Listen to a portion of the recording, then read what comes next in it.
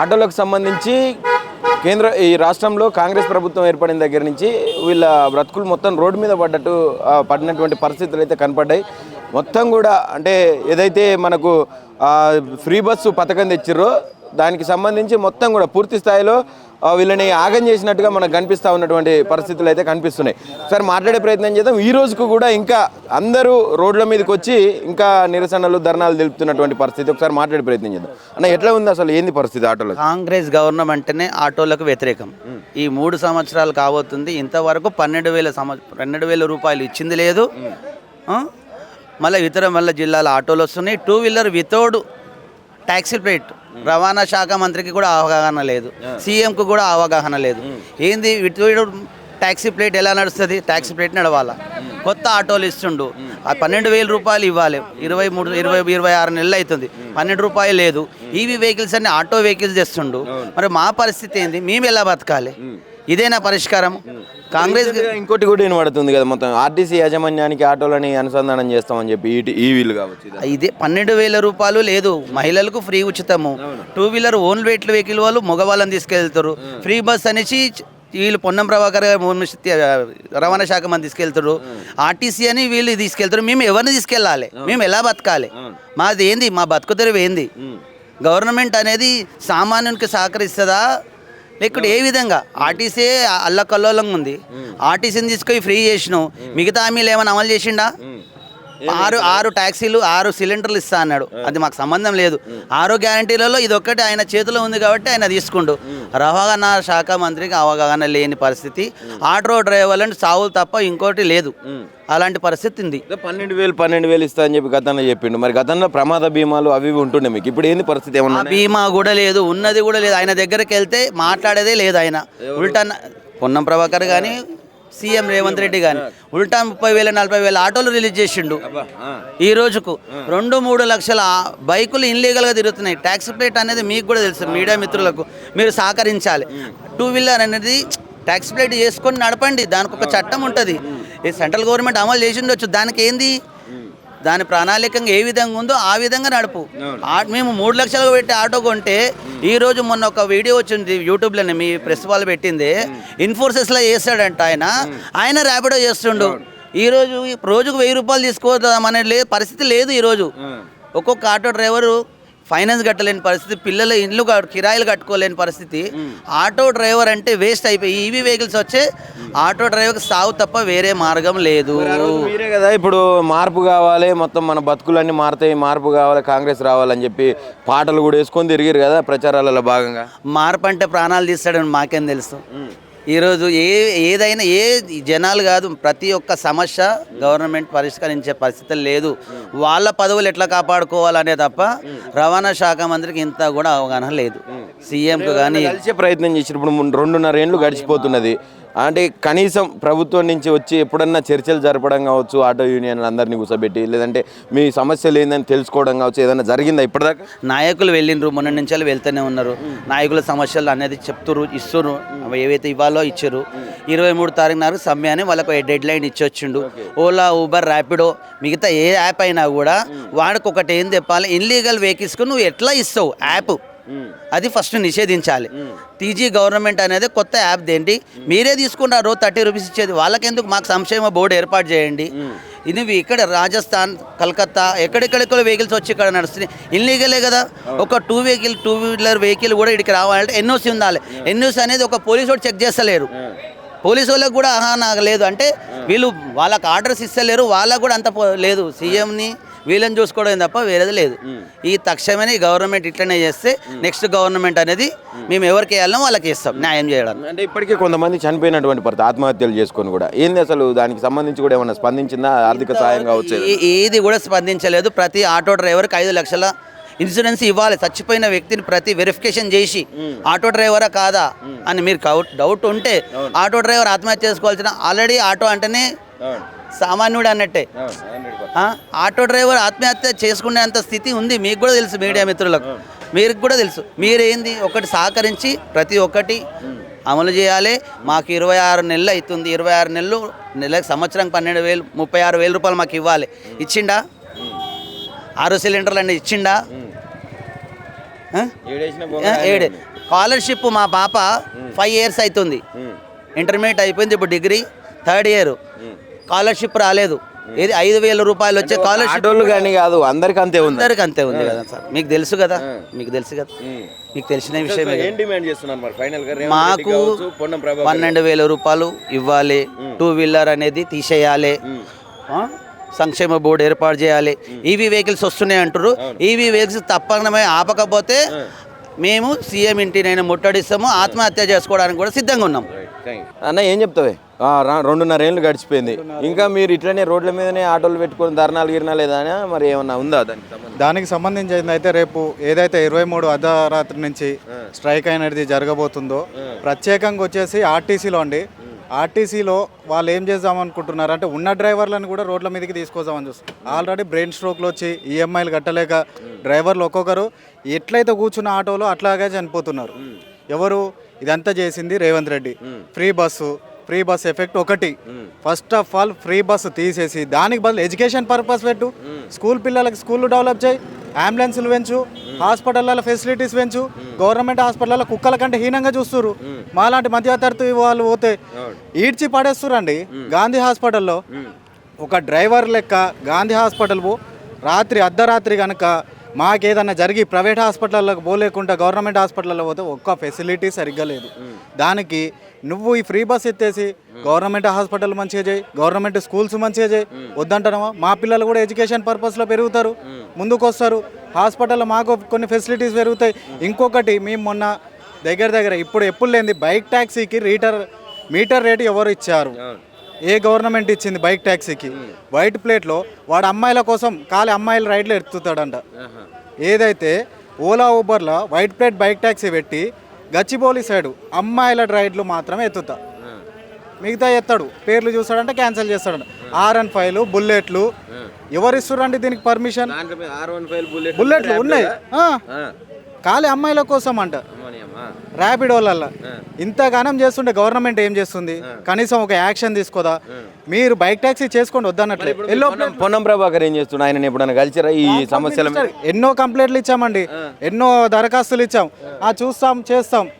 దాన్ని ఏం చేస్తారు? ఫైల్ మీద తీసుకుంటారు. మా ముందట ఏదైతే అర్జీ ఉందో అర్జీ తీసుకుంటుండో ఆడ పక్కకు వాడేస్తారు. అంతే. ఏంటంటే మేము తీసుకున్నాం, వాళ్ళని పిలిచినాం, మాట్లాడాం. ఎలాంటిది మాత్రం మా డ్రైవర్లకు ఎలాంటి ఫెసిలిటీ అయితే లేదు గవర్నమెంట్ నుంచి. ఇప్పుడు మీరు ఇవన్నీ మాట్లాడుతారు, ఇబ్బందులు ఉన్నాయి అది ఇది అని చెప్తారు. ఆయన మీరే కదనే మార్పు కావాలి, కాంగ్రెస్ రావాలని పాటలు పెట్టుకొని తిరిగిరు కదా. ఒకటి మనం ఏంటంటే ఒక మార్పు జరిగితే మనకంటూ ఒక మార్పు అంటే ప్రభుత్వం ఎప్పటికొకటే ప్రభుత్వం ఉందనుకో ఎలాంటి మనకి ఇంప్లిమెంట్ జరగదు. నమ్మినాం, గుడ్డిగా నమ్మి ఓట్లు వేసినాం, మమ్మల్ని కూడా గుడ్డిగా నమ్మి గొంతు కోసినాం. మంచిగా సరిగ్గా మా గొంతు కోసి ఎట్టి పరిస్థితిలో ఇంకా నమ్మేది లేదు, నిన్ను గెలిపించేది మాత్రం అస్సలకి లేదు. ఏముంది ఇంకా మళ్ళీ ఇంకో సంవత్సరం ముందల మీకున్న మీ సమస్యలన్నీ తీర్చి ఉన్న పెండింగ్లో మీకు ఏమేమి హామీలు ఇచ్చిండో అవన్నీ క్లియర్ చేస్తే మళ్ళీ ఓట్లు ఎందుకు వేస్తామన్నా? ఎందుకు వేస్తాం? మళ్ళీ ఓట్లు వేస్తే మా చెప్పు తీసుకొని మేము కొట్టుకోవాలి. నువ్వు చెప్పింది ఒకటి, చేసేది ఒకటి. ఇప్పుడు మనం జేబీఎస్కి వెళ్తే మీరు నైట్ టైం చూడండి, white plate bike taxi Ola Uber కూడా కాదు, ప్రైవేట్ ట్రాన్స్పోర్ట్ కొడుతుండు కస్టమర్. మేము కనుక ఎట్లయితే రైడ్లు మాట్లాడుకుంటామో అట్లా. అంటే ఒక పోలీస్ కానీ ఎవరు కానీ అక్కడ పోయి చూడరా? ట్రాన్స్పోర్ట్ మినిస్టర్ పొన్నం ప్రభాకర్ గారు కనీసం ఒక ఫెసిలిటీ అంటే ఒక ఆటోకి ఇన్సూరెన్స్ ఉందా, ఫిట్నెస్ ఉందా, ఎలాంటివి చెక్ చేస్తున్నారండి? ఇప్పుడు district vehicles, other district vehicles ఎన్నో వస్తున్నాయి. డిస్ట్రిక్ట్ కాక ఇంకొకటి ఏంటంటే ఇప్పుడు పక్క రాష్ట్రాల నుంచి కూడా వస్తున్నాయి. మహారాష్ట్ర కానీ కర్ణాటక కానీ ఎలాంటి ఎన్ఓసి ఏది లేదు చెకింగ్. అలాంటివి చేసి ఇప్పుడు ఇన్ని బండ్లు ఎందుకు వస్తాయి? సరే ఒక డిస్ట్రిక్ట్ ఇప్పుడు మన తెలంగాణ స్టేట్ కాబట్టి ఇక్కడికి వస్తున్నాయి, తోలుకుంటున్నాయి, దానికి అలా అబ్జెక్షన్ లేదు. మహారాష్ట్ర వస్తుంది, కర్ణాటక బైక్ ట్యాక్సీలల్లో మహారాష్ట్ర, కర్ణాటక, మళ్ళా ఇంకొక యూపీ, హర్యానా ఈ బైక్ ట్యాక్సీలు అనేది విపరీతం అండి, విపరీతంగా. వైట్ ప్లేట్లో కాకుండా మీరు ఎల్లో ప్లేట్ చేయండి, దానికి మేము కూడా స్వాగతిస్తాం. ఎల్లో ప్లేట్ చేస్తే ఏంటంటే ఎవరికైతే ఖచ్చితంగా నేను ఇదే డ్యూటీ చేయాలనుకుంటారో వాళ్ళకి ఖచ్చితంగా యూజ్ అవుతుంది.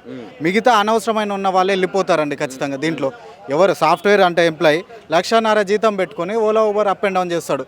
మొన్న మనం ఏది వరంగల్లో ఒక కస్టమర్ వచ్చేసి ర్యాపిడో బైక్ బుక్ చేసుకుంటే పోలీస్ వెహికల్ వచ్చింది, పోలీస్ 2-wheeler పోలీస్ 2 వీలర్ వస్తుంటే పోలీసులు ఏం చేస్తున్నారు ఇక్కడ అంటే ఒక నీ వెహికల్ బయటికి పోయింది కూడా నీకు తెలియదా?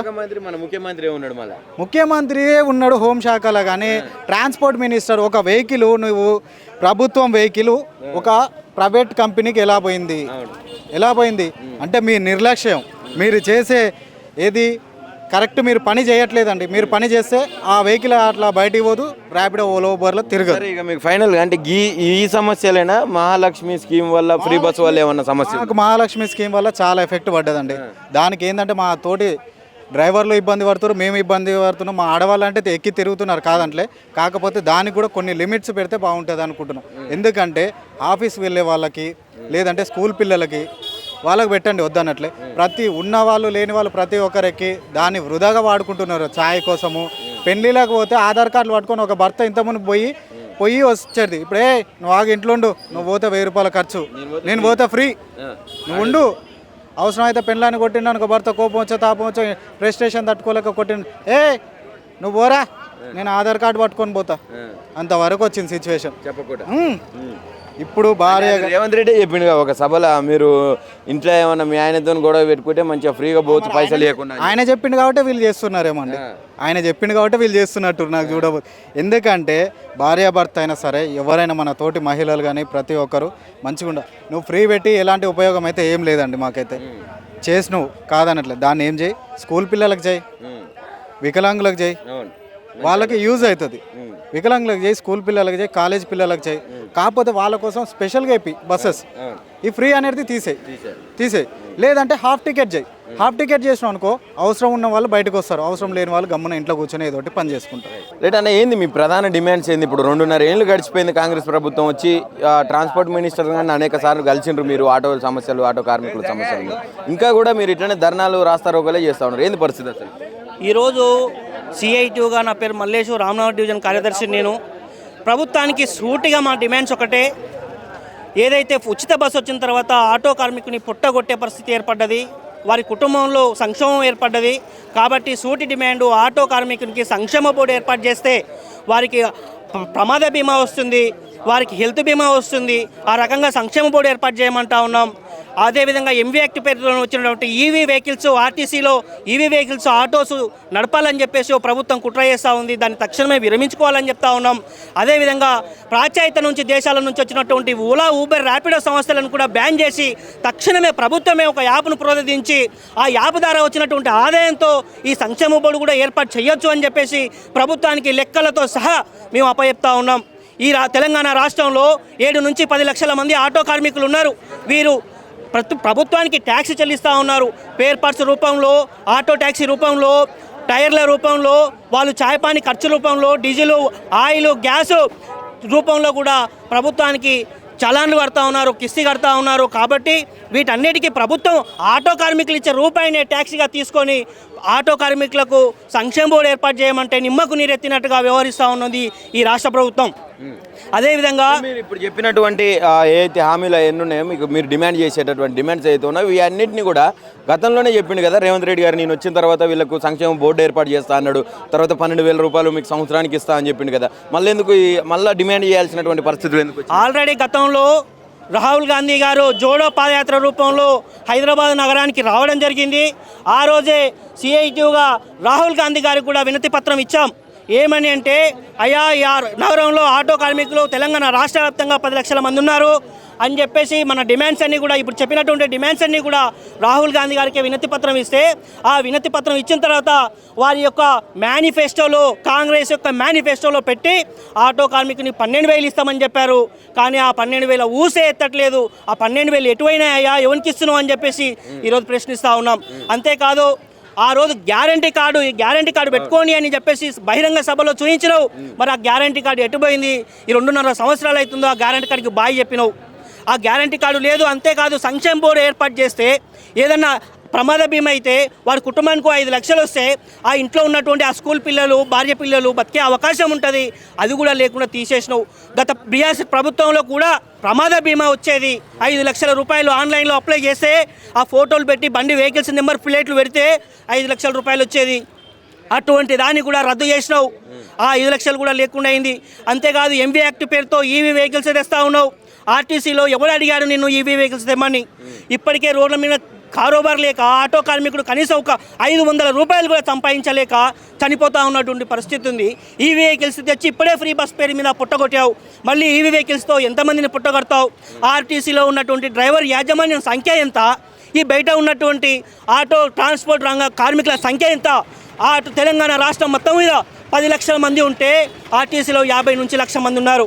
మరి 1,00,000 మంది కోసం నువ్వు పనిచేస్తున్నావా? 10 లక్షల మంది కోసం పనిచేస్తున్నావా? వీరు ఓటు బస్సు వల్ల చాలా మంది సంతోషంగా ఉన్నారు, ఆడవాళ్ళందరూ కోటీశ్వరాలు అవుతున్నారు అని చెప్పి మాట్లాడుతున్నారు. మీరు మహిళలకు ఫ్రీ బస్సు ఇవ్వడం వ్యతిరేకించలే ఎక్కడ కూడా, ఏ ఆటో డ్రైవర్ కూడా.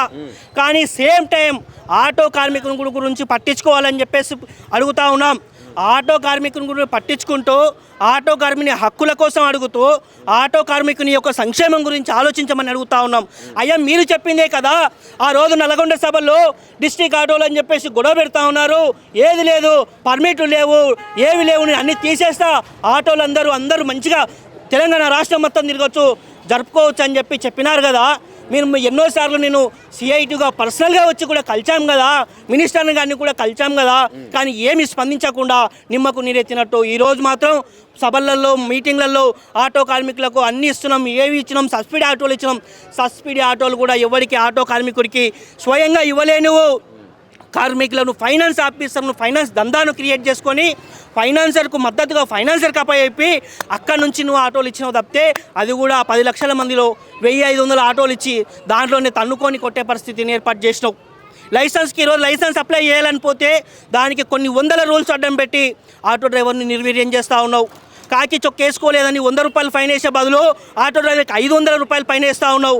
ఏమైందంటే సెల్ ఫోన్ మాట్లాడాడని చెప్పేసి ఫైన్లు వేస్తూ ఉన్నారు. ఆ ఫైన్లను కూడా తగ్గించాలని చెప్పేసి చెప్పాము గతంలో కూడా. 2.5 ఏళ్ళు గడిచిపోయింది, ఇప్పటికీ 3వ సంవత్సరం దగ్గరికి వస్తున్నది. ఇంకో 3 నెలలు అయితే 3వ ఏడుకి అడుగు పెడతారు కాంగ్రెస్ వచ్చిన తర్వాత. ఏంటి ఇప్పుడు ప్రధానంగా మీరు ఏం డిమాండ్ చేయబోతున్నారు? ఇటు మీ ట్రాన్స్పోర్ట్ మినిస్టర్ కావచ్చు, సీఎంకి కావచ్చు. ప్రధానంగా ఆర్టీసీలో తెస్తున్నటువంటి ఈవీ వెహికల్స్ను తక్షణమే ఉపసంహరించుకోవాలి. ఆటో కార్మికునికి సంక్షేమ బోర్డు ఏర్పాటు చేయాలి, హెల్త్ బీమా ఏర్పాటు చేయాలి. అదేవిధంగా ఆయన ఇస్తా అన్నటువంటి ఆ 12,000 రూపాయలను చెల్లించాలి. ఆటో పర్మిట్లను కూడా రద్దు చేయాలి. అందరికీ సమాన హక్కులు లేవాలి. ఆటో కనీసం మీటర్ ఛార్జీలు మినిమం కిలోమీటర్న్నరకు 50 రూపాయలు పెంచాలి. అదేవిధంగా వెళ్తూ ఆటో కార్మికుని ఫ్యామిలీకి కూడా సంరక్షణ కల్పించాలని చెప్పేసి ముఖ్యమైన డిమాండ్లు చేస్తూ ఉన్నట్టు సందర్భం ఉంది. రైట్, మనతో పాటు బీఆర్టీయూ ఆటో యూనియన్ నుంచి రమేష్ ఉన్నారు. ఒకసారి మాట్లాడే ప్రయత్నం చేద్దాం. ఏంది ఇంకా ఎన్ని రోజులు, ఇంకెన్ని సంవత్సరాలు ఇట్లా రోడ్ల మీదకి వచ్చి ఇంకా ధర్నాలు, రాస్తారోకోలు ఇవన్నీ ఏంది? అసలు ఇంకా ప్రభుత్వం ఏమన్నా మీ మీద దయ చూపే పరిస్థితులు కనపడతలేవా? ప్రభుత్వం అసలు ఇప్పుడు రేవంత్ రెడ్డి అసలు మన గురించే కాదు, ఎవరు ధర్నా చేసినా అందరినీ తిడుతున్నాడు. అదొకటి విచిత్రంగా మాట్లాడుతున్నాడు. విద్యార్థులను తిడుతున్నాడు, రైతులను తిడుతున్నాడు, కేసీఆర్ను, కేటీఆర్ను, హరీష్ రావును కాకుండా కార్మికులను కూడా తిడుతున్నాడు. ఎందుకైనా అట్లా చేస్తున్నాడో అర్థమైతే లేదు. ఇక ఆయనకు కాలం దగ్గర పడ్డది, ఆయనకు గద్దె దిగిపోయే టైం దగ్గర వచ్చింది కాబట్టి అట్లా ఆ ప్రెస్టేషన్లో అట్లా మాట్లాడుతున్నాడని మేము అనుకుంటున్నాము. ఏ ప్రోగ్రామ్ ఉన్నా కూడా అందరినీ అరెస్ట్ చేస్తున్నాడు తప్ప సమస్యలు మాత్రం పరిష్కరిస్తలేడు. అంటే ఫ్రీ బస్సు పెట్టిండు, మాకు ఇబ్బంది అవుతుందని చెప్పి ఆటో కార్మికులు మాట్లాడుతున్నారు. అసలు దాంట్లో వల్ల ఆడవాళ్ళంతా కోటీశ్వరులు అవుతున్నారు, చాలా సంతోషంగా ఉన్నారు, కోట్ల మంది ప్రయాణిస్తున్నారు అని చెప్పి మాట్లాడుతున్నారు. మరి వాళ్ళకు అంత బెనిఫిట్స్ ఉన్నప్పుడు మీరు ముందే తెలుసు కదా మీకు ఫ్రీ బస్సు వస్తుందని చెప్పి, అప్పుడు ఎట్లా సపోర్ట్ చేసిండ్రు? అంటే ఫ్రీ బస్సు వల్ల మాకేం ఇబ్బంది లేదు. కాకపోతే ఇప్పుడు ఆ ఫ్రీ బస్సు పెట్టడం వల్ల చాలామంది మహిళలు ఉచితంగా ప్రయాణం చేస్తున్నారు. ఓకే, దానికి మేము కూడా ఒప్పుకుంటున్నాము. కానీ అందువల్ల మేము మా జీవనోపాధిని కోల్పోయి మేము ఆర్థికంగా దెబ్బతిన్నాం కాబట్టి మాకు జీవనోపాధి కింద సంవత్సరానికి 12,000 రూపాయలు ఇస్తానని చెప్పారు వాళ్ళే. మేనిఫెస్టోలో చెప్పారు. మేనిఫెస్టో కమిటీ శ్రీధర్ బాబు గారు కూడా చెప్పారు. మేము కూడా చాలాసార్లు కలిసి అడిగినాము. కానీ ఇంతవరకు అసలు ఆ సంవత్సరానికి 12,000 ఇస్తా అన్నారు, దాని గురించే చెప్తలేరు.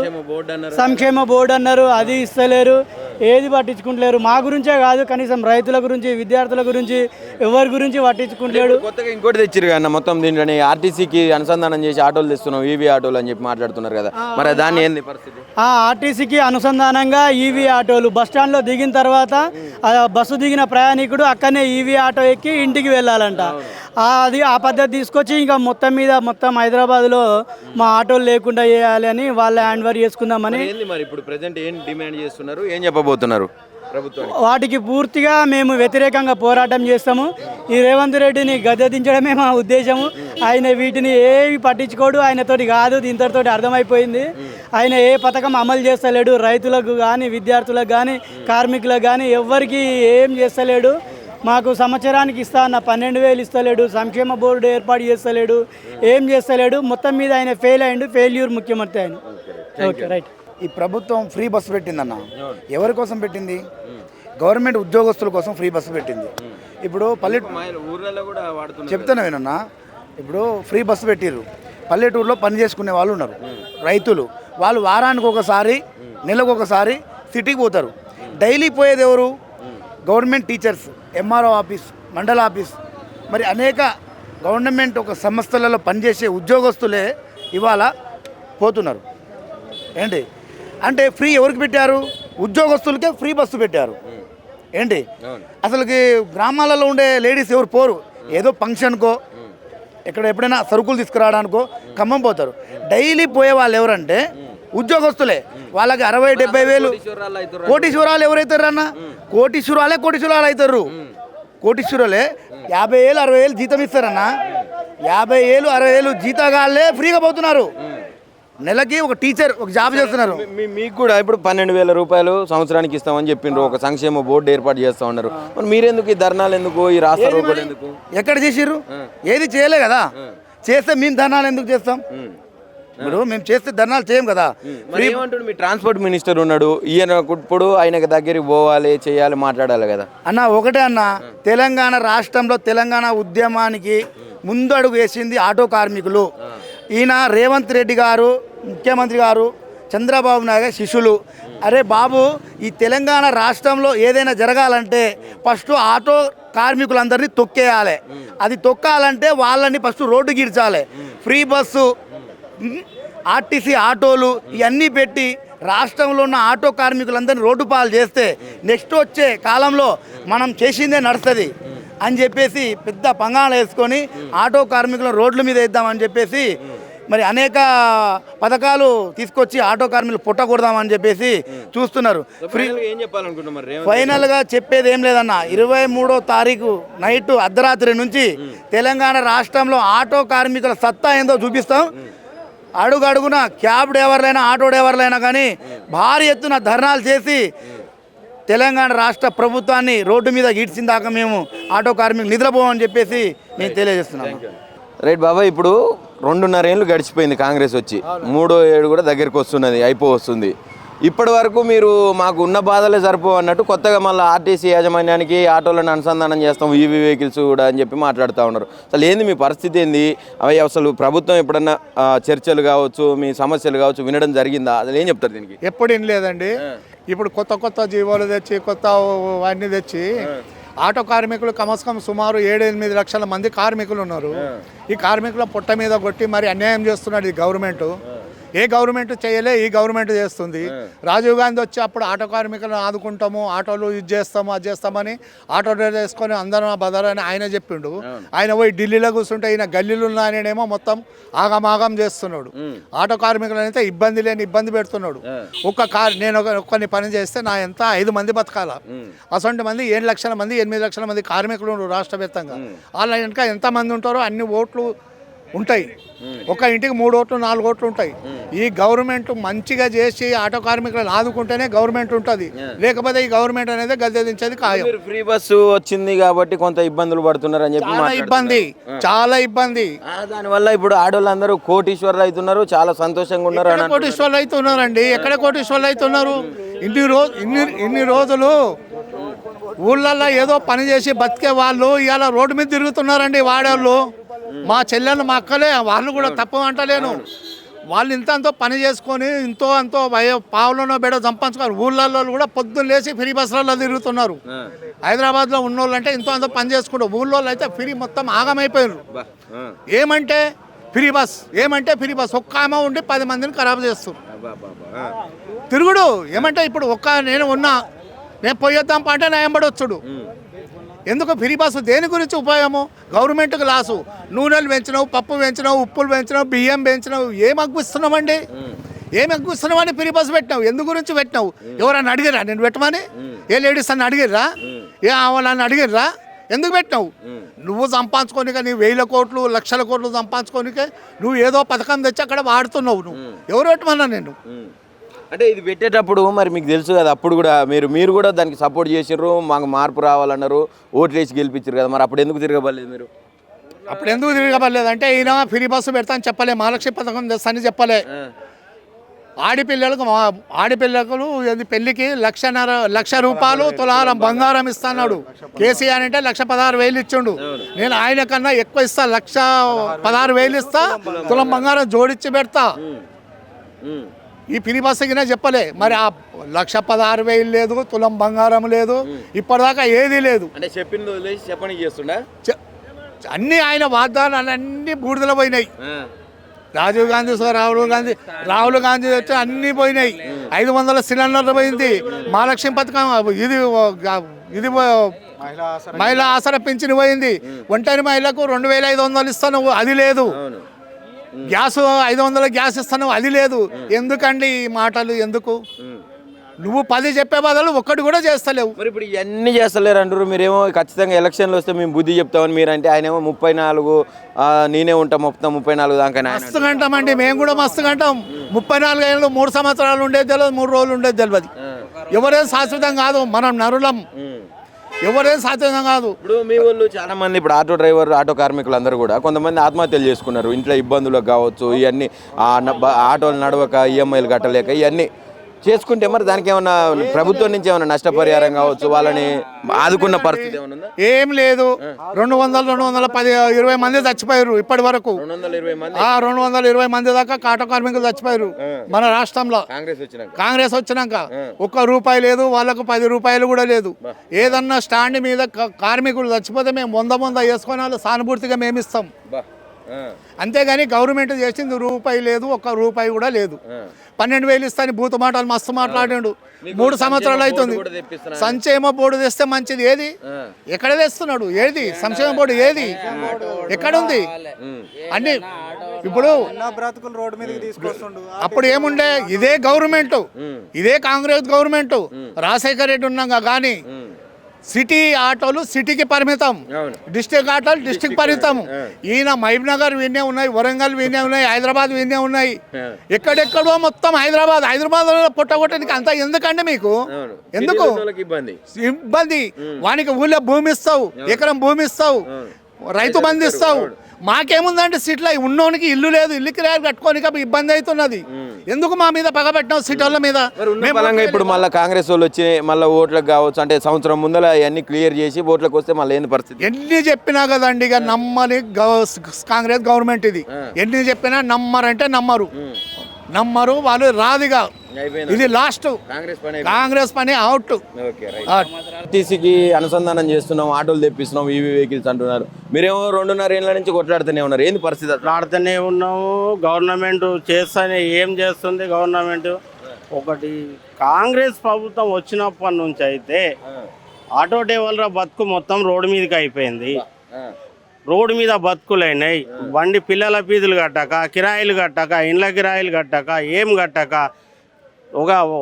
ఒకప్పుడు తెలంగాణ ప్రభుత్వం ఉన్నప్పుడు, ఇప్పుడు కూడా తెలంగాణ కానీ కేసీఆర్ ఉన్నప్పుడు అదొక బిజినెస్ నడిచింది, అందరిది నడిచింది.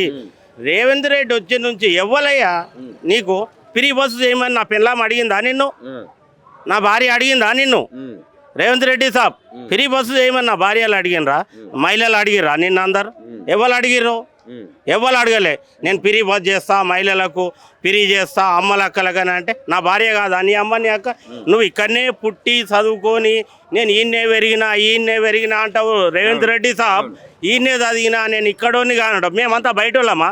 ఆటో డ్రైవర్లమంతా మా ఫ్యామిలీ లేదా? మేము ఏడ పుట్టినాం? బెంగాల్లో పుట్టినామా లేకుంటే గుజరాత్లో పుట్టి వచ్చినామా?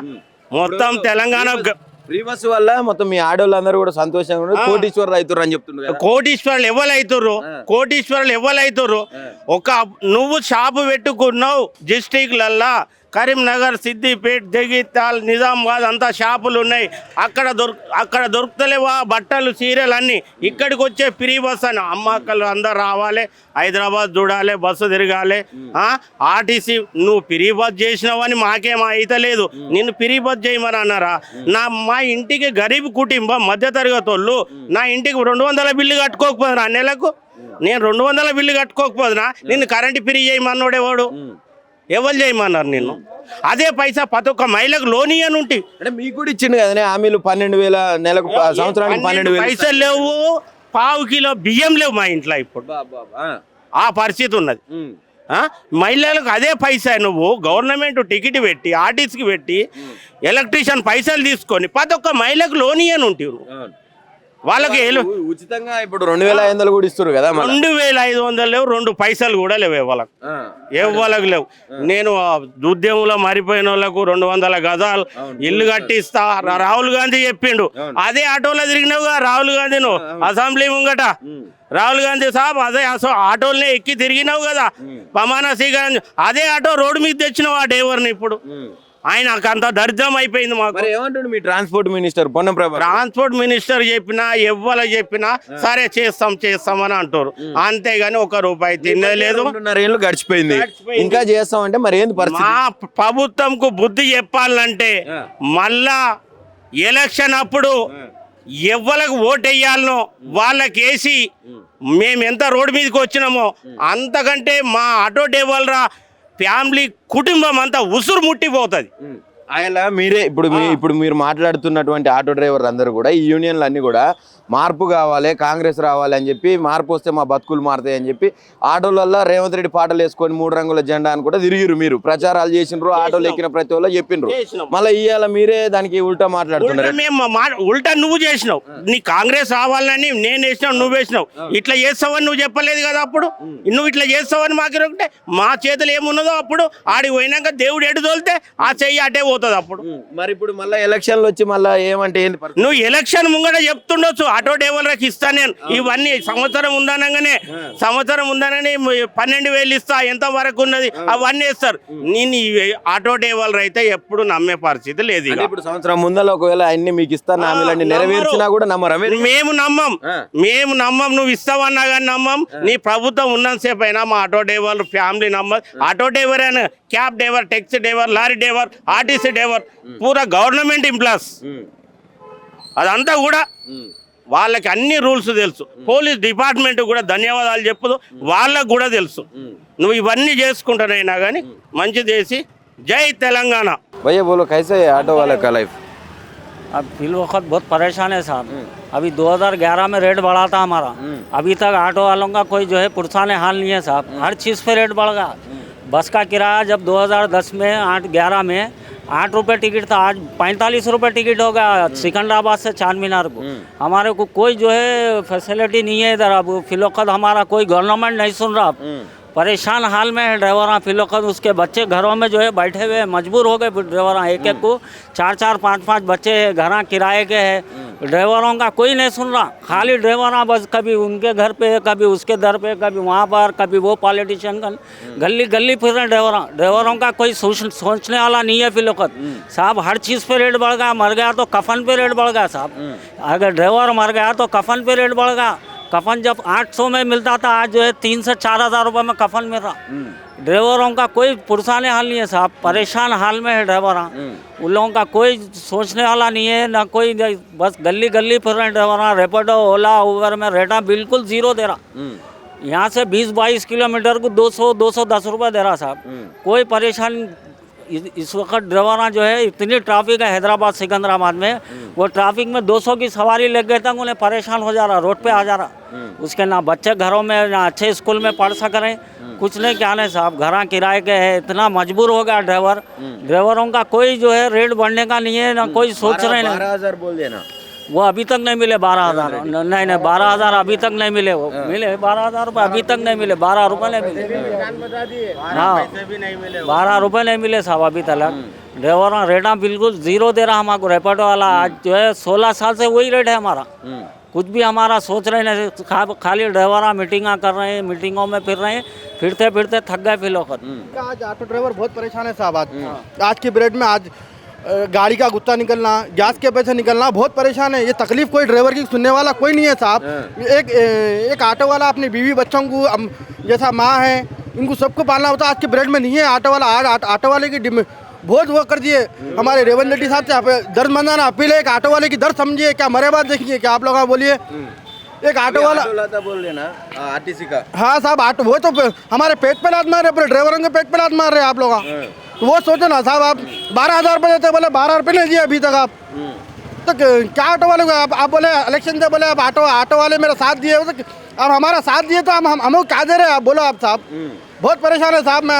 मैं रेवंत रेड्डी साहब से मैं दर्द मंदाना अपील कर रहा हूँ कि ऑटो वालों की कुछ सोचिए आप।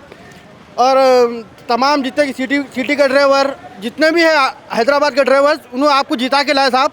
ऑटो वालों को ऐसा नाराज़ नहीं कर सकते साहब, हथेली में जन्नत नहीं दिखा सकते आप। तो मैं हमारे रेवंत रेड्डी साहब से फिर से और हमारे ट्रांसपोर्ट मिनिस्टर पूनम प्रभाकर साहब से मैं अपील कर रहा हूँ कि एक ऑटो वालों के साथ इंसाफ करिए साहब। పరిస్థితి ఎట్లా ఉన్నదంటే ఆటో బస్సు ఫ్రీ చేయాలి, బంద్ చేయాలి, మన ఆటో మీటర్ ఫేర్ పెరగాలి, ఓలా ఊబర్ ర్యాపిడో అన్నీ బంద్ చేయాలి, రద్దు చేయాలి. మరి ఏంటంటే అన్న ఇప్పుడు ఆడోళ్ళ కోసం 2,500 ఇచ్చి ఇవ్వమని అవి కూడా లేవు. 12,000 మాకు ఇస్తా అన్నారు, అవి కూడా 3 నెలలు. రోడ్లు బాగా చేయి, ఎలక్ట్రిసిటీ లైట్ బాగా చేయాలి. పిల్లలకు ఆడవాళ్ళు మంచిగానే కోటీశ్వరులు అవుతున్నారు. ఆడళ్ళు ఏ సమస్య లేదు, ఆడళ్ళు ఇంట్లోనే కూర్చుంటారు. ఆడళ్ళు అంటే బస్ ఫ్రీ చేసేది, మొగళ్ళు అంటే అరే పోరా పో, నువ్వు ఎవరైనా ఎత్తుకో అని చెప్తారు. మమ్మల్ని పరిస్థితి ఏం చేయాలి? అసలు కాంగ్రెస్ నడుస్తుందా దందా? మంచిగా నడుస్తుందా? దందా ఏం లేదు. రూపాయి కోసం ఎప్పుడు ఆటో అనికి మాట్లాడాలి. అన్న ఏడికి పోతావు, దగ్గర నేను 50 రూపాయలు దించుతా, బైక్ వాడు అంటాడు 100 రూపాయలు దిస్తా అంటాడు. ప్రైవేట్ బైక్లు వచ్చినాయి, బుల్లెట్లు వచ్చినాయి, అన్నీ వచ్చినాయి. ఫైనల్లో బైక్ బంద్ చేయాలి, ర్యాపిడో ఓలా ఊబర్ మొత్తం బంద్ చేయాలి.